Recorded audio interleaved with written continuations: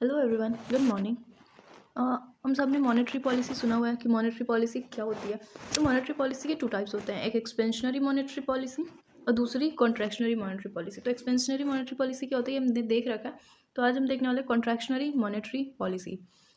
तो क्या होता है ये, जब मार्केट में बहुत ज़्यादा पैसा हो रखा होता है, मार्केट में बहुत ज़्यादा मनी एक्सपेंड हो रखा होता है, इन्फ्लेशन बढ़ रखा होता है, तो जो मॉनेटरी अथॉरिटी है वो यूज़ करती है कॉन्ट्रैक्शनरी मॉनेटरी पॉलिसी, ताकि मनी के एक्सपेंशन को रिड्यूस कर सके, मार्केट से पैसा अब्जॉर्ब कर सके। तो इसके लिए monetary authority contractionary monetary policy use करती है। हम इसको टाइट मॉनेटरी पॉलिसी भी कहते हैं, क्योंकि इसमें इंटरेस्ट रेट्स बहुत हाई हो रखे होते हैं, जल्दी लोग लोन नहीं ले पाते, बोरो नहीं कर पाते। तो ये बहुत टाइट मॉनेटरी पॉलिसी होती है, और बाकी पढ़ते पढ़ते और पता लग जाएगा कि इसको टाइट मॉनेटरी पॉलिसी क्यों कहते हैं। ठीक है, इसका एम होता है कि इकोनॉमी को बिल्कुल स्लो डाउन करे। ठीक है, जो बहुत ज़्यादा इकोनॉमिक एक्टिविटीज़ हो रही होती हैं उनको थोड़ा स्लो डाउन करे, और प्राइजेस बहुत ज़्यादा बढ़ रखे होते हैं, मतलब इन्फ्लेशन आ रखा होता है, तो ये इकोनॉमी को थ्रेटन करते हैं। तो इस चीज़ को भी कंट्रोल करना होता है, तो ये यूज़ करती है monetary authority. Makes it harder for firms and consumers to borrow and spend money in the market. Consumers के लिए, फर्म्स के लिए, कंपनीज़ के लिए मॉनेटरी अथॉरिटी ये हार्डर कर देती है कि वो लोग जैसे कम इंटरेस्ट रेट होता है तो वो इजीली मनी बोरो कर लेते हैं। तो ये इनको अब इजीली बोरो ना कर पाए, तो इसके लिए इसको कहेंगे हार्डर करती है। तो ज़्यादा इंटरेस्ट रेट कर दें, इंटरेस्ट रेट बढ़ जाता है तो वो लोग ज़्यादा नहीं ले पाते हैं पैसे, वहाँ से लोन नहीं ले पाते हैं। ठीक है, और उसके वजह से क्या होता है, इन्फ्लेशन रिड्यूस होता है। तो हार्डर इसको कहेंगे हम क्या, कि makes it harder for firms and consumers to borrow and spend money in market and in turn reduces inflation. Tools to contractionary monetary policy. Tools क्या होते हैं, मतलब कौन कौन से टूल्स यूज़ करती है, क्या करती है आखिर। एक तो हमने देखा कि इंटरेस्ट रेट्स इंक्रीज़ कर देती है। ठीक है, टूल्स क्या क्या यूज़ करती है हम ये देख रहे हैं। तो इंक्रीज़ कर देती है इंटरेस्ट रेट, गवर्नमेंट सिक्योरिटी जो होती है उनको सेल कर देती है, और रिजर्व रिक्वायरमेंट्स जो है उसको रेज कर देती है। मतलब क्या है इन सब का, increase interest rates. In rates कैसे इंक्रीज कर सकते हैं, रिवर्स रेपो और रेपो, ये सब सुना है ना, पता है ना क्या होता है। उसमें क्या होता है कि इंटरेस्ट रेट्स बहुत हाई हो रखे होते हैं। जब रिवर्स रेपो में क्या होता है, जब आरबीआई कॉमर्शियल बैंक से बोरो करती हैं, तो बोरो कर तो ली, लेकिन उसका इंटरेस्ट रेट बहुत हाई हो रखा होता है। ठीक है, या फिर रेपो में क्या होता है, जो कॉमर्शियल बैंक्स होते हैं वो आरबीआई से बोरो करते हैं। ठीक है, तो उस टाइम पे भी इंटरेस्ट रेट बहुत हाई हो रखे होते हैं, ताकि कॉमर्शियल बैंक्स जो हैं उनके पास कम पैसे रहें, और रिजर्व जो है वो कम रहे इनके पास, ताकि जो लोन लेने आए उसको भी ये कम लोन, वो मतलब इंटरेस्ट रेट इतना ज़्यादा हाई रहेगा कि लोग कम लोन लेना प्रेफर करेंगे। ठीक है, तो मेन एम तो यही होता है कि लोग कम लोन लें, कम स्पेंडिंग करें। ठीक है, तो इंटरेस्ट रेट हाई हो गया। ठीक है, बैंक्स के लिए भी इंटरेस्ट रेट हाई हो गया, और उनके लिए हाई हुआ, तो बैंक्स ने क्या करा, कंज्यूमर्स के लिए भी इंटरेस्ट रेट हाई कर दिया। उनको कुछ तो कमाना होगा ना, तो उसके लिए उन्होंने इंक्रीज़ कर दिया इंटरेस्ट रेट। तो अब इससे क्या क्या होगा, कंज्यूमर्स जो है वो ज़्यादा लोन नहीं लेंगे, तो लोन नहीं लेंगे तो वो जो इन्वेस्टमेंट्स कर रहे थे वो भी कम होंगे, मगर मतलब मार्केट में पैसे कम आएंगे।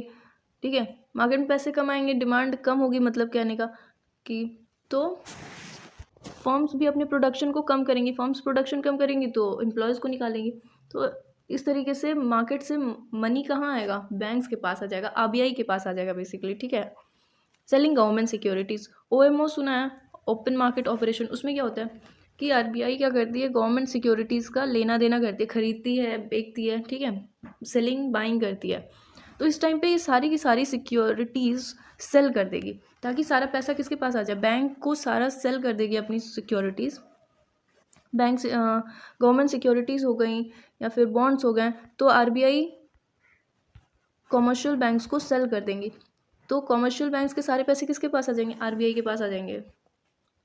ठीक, तो वापस से क्या होगा, अब कॉमर्शियल बैंक्स के पास पैसे कम है लोन देने के लिए, लेंड करने के लिए, तो ये इंटरेस्ट रेट्स हाई करेंगी।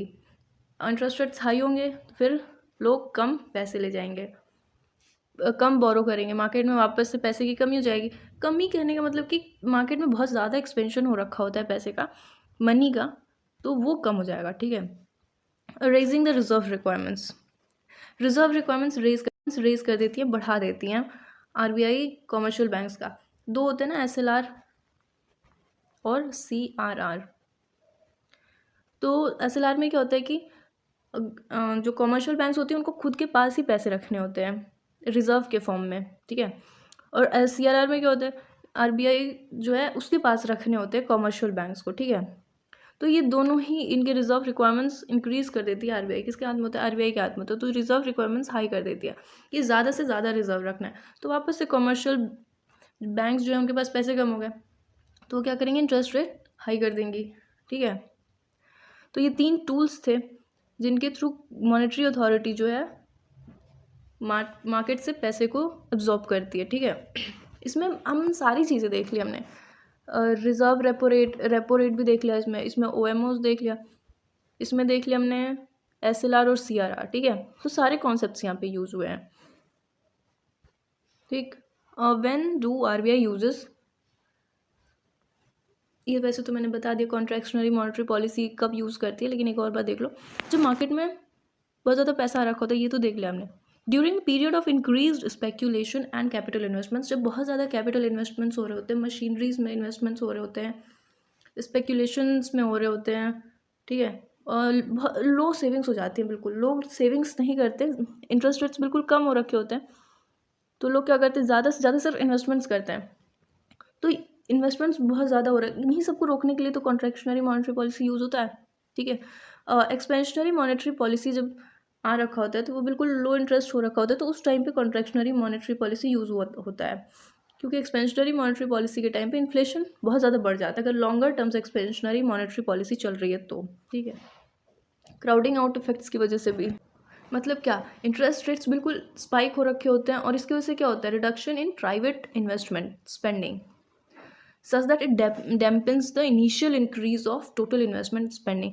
तो वजह समझ आए कि कब कब कॉन्ट्रैक्शनरी मॉनेटरी पॉलिसी यूज़ होता है, जब मार्केट में बहुत ज़्यादा इन्फ्लेशन हो रखा होता है, एक्सपेंशनरी मॉनेटरी पॉलिसी चल रही होती है, ये लो सेविंग्स हो रखी होती हैं, इन्फ्लेशन बहुत ज़्यादा बढ़ रखा होता है, क्राउडिंग आउट इफेक्ट चल रहा होता है, तो आरबीआई यूज़ करती है इसको, ठीक है। इसके इफेक्ट्स क्या क्या होते हैं, अगर कॉन्ट्रैक्शनरी मॉनेटरी पॉलिसी चल रहा है तो इसके इफेक्ट्स क्या क्या आएंगे, एक तो इन्फ्लेशन रिड्यूस होगा, इकोनॉमिक स्लो डाउन होगा, मतलब एक्टिविटीज़ कम होगी, लोगों के पास पैसे नहीं आ रहे, डिमांड बिल्कुल कम हो रखी है, तो उस टाइम पे फर्म्स ज़्यादा प्रोड्यूस नहीं करेंगी, मतलब इकोनॉमिक एक्टिविटी इस तरीके से कम हो जाएगा।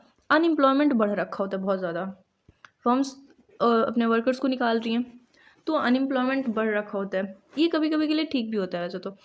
करेंसी अप्रिशिएट होती है इस टाइम पे, क्योंकि जो फॉरेन इन्वेस्टर्स होते हैं हाई इंटरेस्ट दे करके इससे अट्रैक्ट होते हैं, तो हमारी करेंसी की डिमांड बढ़ती है और करेंसी जो हमारी अप्रिशिएट करती है, ठीक है। एक्सपोर्ट्स डिक्रीज़ हो जाते हैं, ये अच्छी बात नहीं है, इम्बैलेंस हो जाता है, मतलब बैलेंस ऑफ पेमेंट इम्बैलेंस हो जाता है, बिल्कुल बैलेंस नहीं रह जाता है, ट्रेड सरप्लस नहीं होता है, बिल्कुल ट्रेड डेफिसिट में चलते जाता है, इम्पोर्ट क्योंकि बहुत इंक्रीज़ हो रखे होते हैं। इम्पोर्ट इंक्रीज़ कैसे हो रखे होते हैं, जब हमारी करेंसी जो है उसकी वैल्यू बढ़ गई है, तो हमारे लिए इजी हो गया चीज़ें ख़रीदना, और बाहर की जो कंट्रीज़ हैं उनकी करेंसी हमारे लिए सस्ती हो गई हैं, तो इसलिए हमारे लिए इम्पोर्ट्स अच्छे हो जाएंगे, जो फर्म्स वगैरह हैं वो ज़्यादा से ज़्यादा रॉ मटेरियल खरीदेंगी, हमारी कंट्री में जो बाहर के इम्पोर्टेड गुड्स हैं वो बहुत ज़्यादा हो जाएंगे, लोग उसको ख़रीदना प्रेफर करेंगे, ठीक है। और डिमांड जो डिक्रीज़ हो जाती है, वही इंटरेस्ट रेट हाई हो रखा होता है, तो लोग लोन नहीं लेते हैं और इसकी वजह से डिमांड बिल्कुल कम हो जाती है, लोन नहीं ले पाते, तो लोग ज़्यादा से ज़्यादा इस टाइम पे सेविंग्स करना प्रेफर करते हैं, ठीक है। तो मेरे साइड से इतना ही था, thank you so much, have a nice day, bye.